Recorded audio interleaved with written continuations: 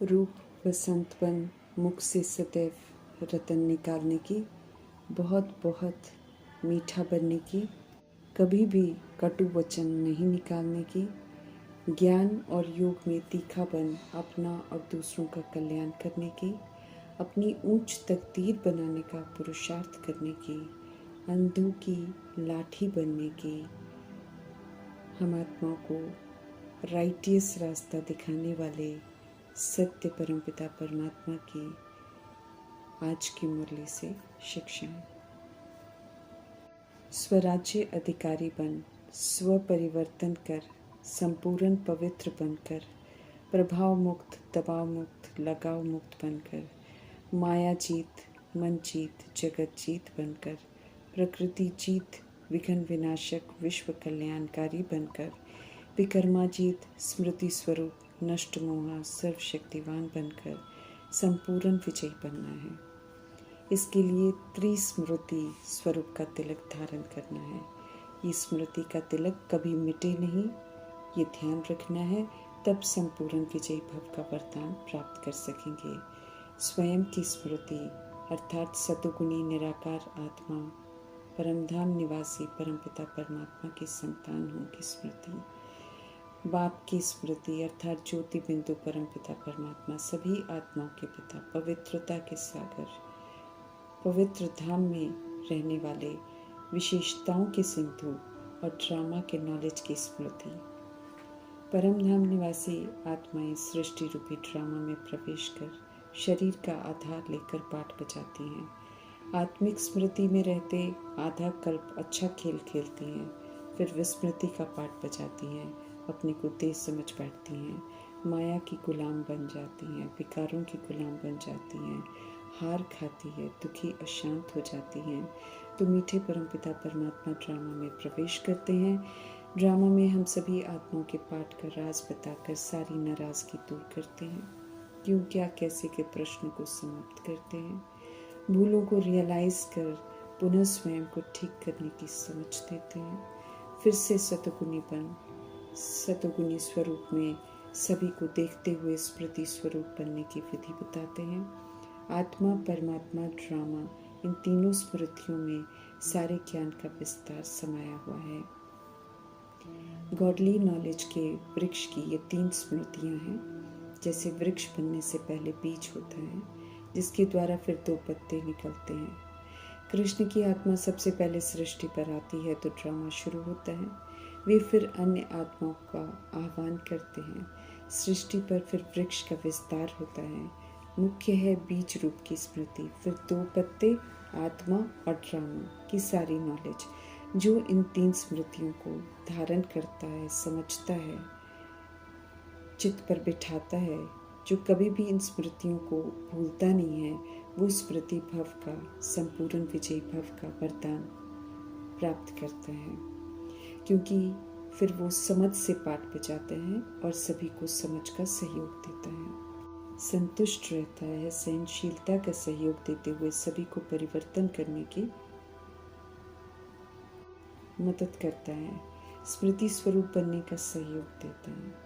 त्रिस्मृति स्वरूप का तिलक जो मीठे परमपिता परमात्मा इस समय लगाते हैं, उसे मिटने नहीं देना है, तभी संपूर्ण विजयी भव बन उसका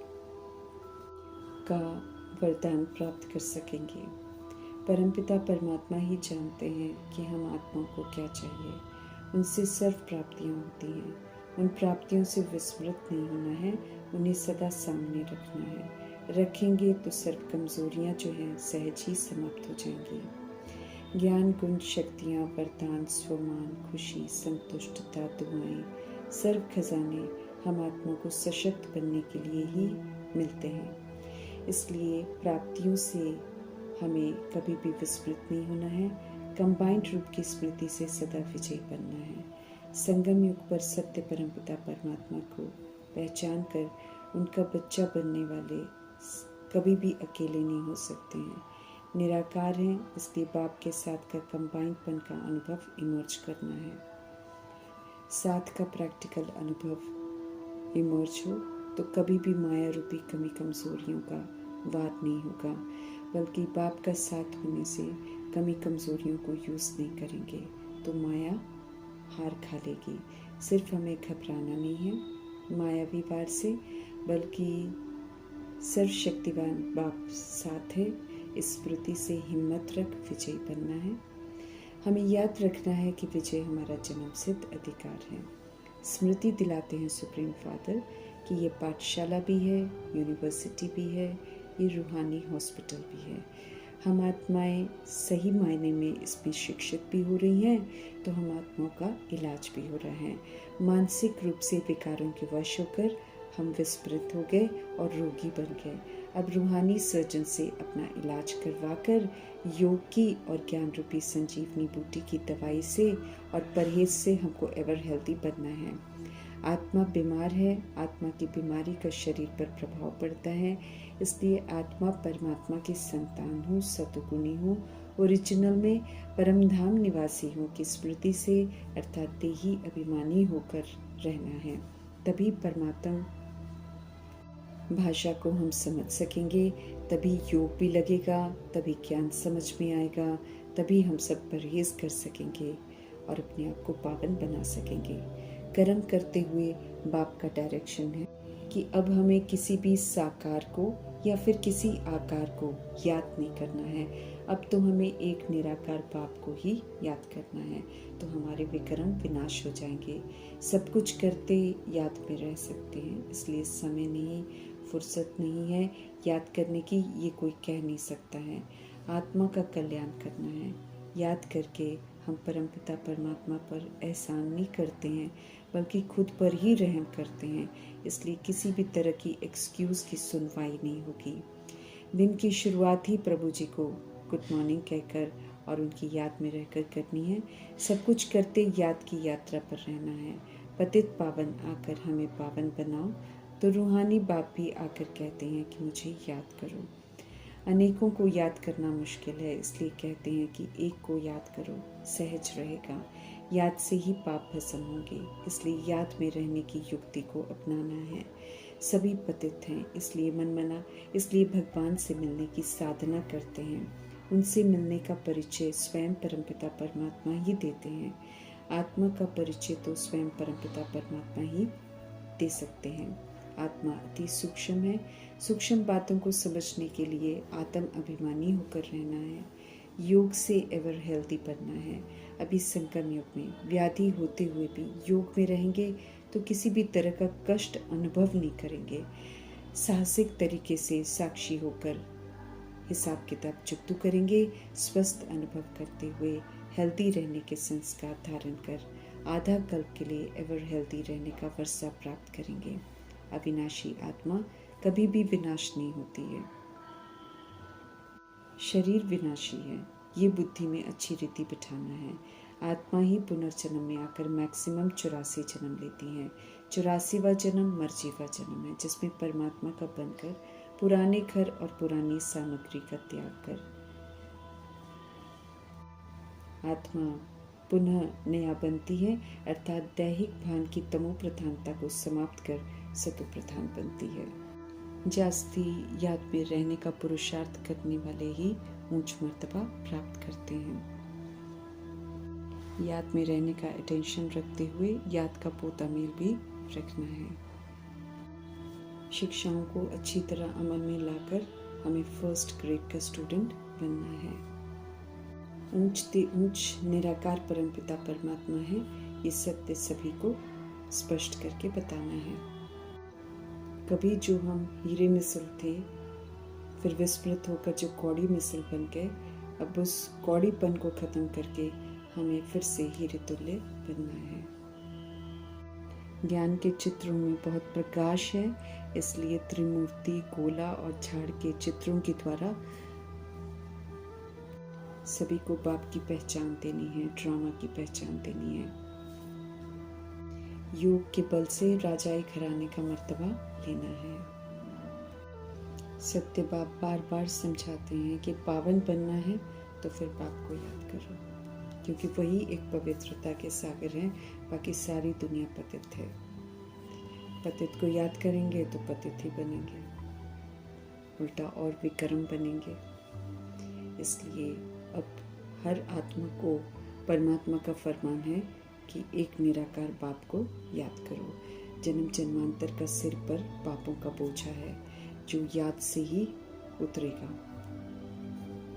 ये एक जन्म प्रभु के साथ चढ़ती कला में जाने का समय है, इसलिए इसे व्यर्थ नहीं गंवाना है। जितना हम उन्हें याद करेंगे उतना हमें खुशी भी रहेगी, उतनी हमको ताकत भी मिलती जाएगी। ज्ञान में तीखे होने के साथ साथ याद की यात्रा में भी बहुत तीखा होना ज़रूरी है। याद नहीं तो फिर कुछ नहीं कर सकेंगे। बुद्धि का योग एक शिव पिता के साथ लगा रहे हैं। एक परमपिता परमात्मा के हम सब बच्चे आत्मा भाई भाई हैं, इसलिए अब भाई भाई की दृष्टि पक्की करके, आत्मिक दृष्टि पक्की करके सारे भेदभाव भी मिटाने हैं।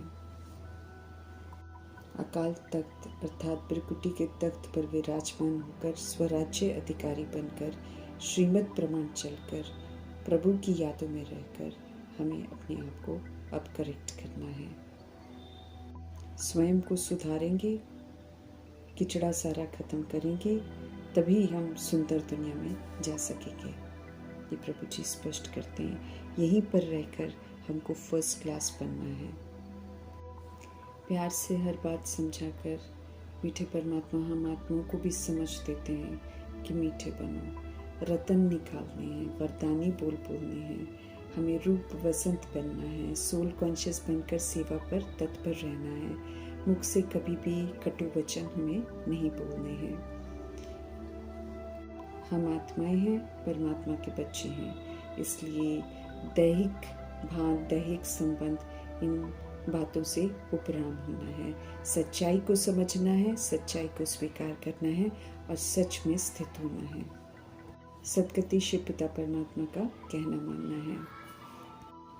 जो समझ से अंधे हैं उनको सही रास्ता दिखाना है, लेकिन हमें बड़ा सावधान रहना है कि उनके साथ मिलकर बेसमझ नहीं बन जाना है। एक्यूरेट पुरुषार्थ कर, अपना कल्याण कर, औरों के कल्याण के भी हमको निमित्त बनना है। अपनी तकदीर का ख्याल रखना है, ऊंची तकदीर बनानी है। अपनी सदगति करने का पुरुषार्थ हमें खुद ही करना है। देही अभिमानी जरूर बनना है। ऊंचते ऊंच परमपिता परमात्मा पतित दुनिया में, पतित शरीर में हम आत्माओं के भले के लिए आए हैं, तो हमें उनका पूरा रिकॉर्ड रखना है और वो जिस कार्य के लिए आए हैं उस कार्य को पूरा करने में मददगार जरूर बनना है।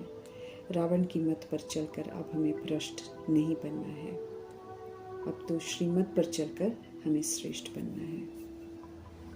स्पष्ट करते हैं परमपिता परमात्मा की जो अच्छा पुरुषार्थ करते हैं वो राजा रानी बनते हैं, जो पुरुषार्थ नहीं करते हैं वो फिर गरीब बनते हैं। तो अपनी तकदीर को लकीर नहीं लगानी है, बल्कि एक्यूरेसी से पुरुषार्थ करते हुए, श्रीमद् प्रमाण चलते हुए, अपनी श्रेष्ठ स्मृतियों की कलम से तकदीर की तस्वीर को बड़ा खूबसूरत बनाना है। खूबसूरत बनाएंगे तो खूबसूरत दुनिया में जाएंगे। बिल्कुल स्पष्ट करते हैं ये बात परमपिता परमात्मा, जो करेगा सो पाएगा। मीठे मीठे कल्याणकारी परमपिता परमात्मा जी का धन्यवाद करते हुए ओम शांति।